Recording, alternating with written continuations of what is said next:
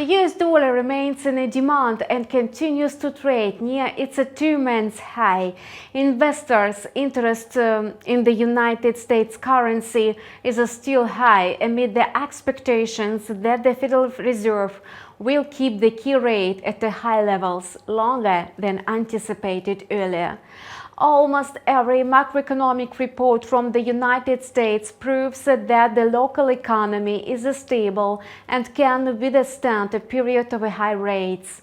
In our video review on the InstaForex TV channel, we will find out what events will shape trader sentiment early next week. Quite often we start our video review with the announcement that on a Monday the macroeconomic calendar is absolutely empty, and the next week is an exclusion. Traders will have a chance to learn fresh macroeconomic information only from a Wednesday.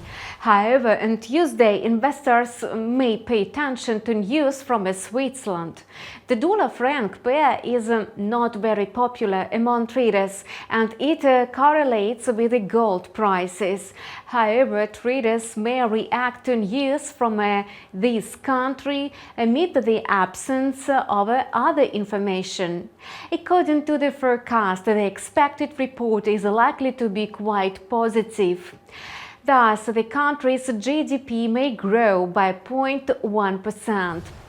Wednesday is expected to be very active and rich in events day. The flow of macroeconomic data will start during the Asian-Pacific region. The first report will determine the level of risk in the financial markets. China will disclose an official report on the main tendencies among the largest industrial enterprises. Notably, China is the biggest consumer of energy and the main driver of the global economy. China's indicators also reflect the situation with the global consumption. That's why the manufacturing PMI figures are of primarily importance. Judging by the forecast, the impulse of a global growth is still weak.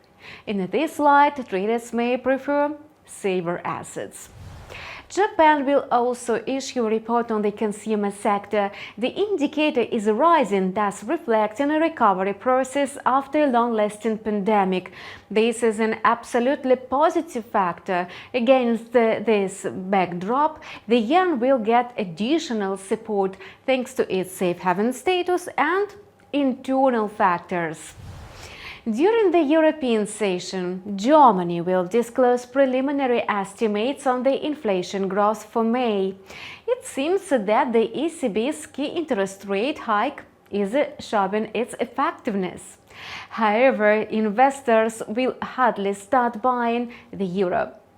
If inflation has started moving towards the target of 2% per annum, the European Central Bank may take a pause in the cycle of a monetary policy tightening. The trading day will end with the publication of Canada's GDP figures.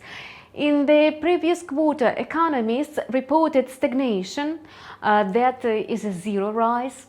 Being on the verge of a decline causes a lot of concerns among investors and destabilizes the economic situation. However, in the first part of the week, all the reports are expected to be positive, except for those from China.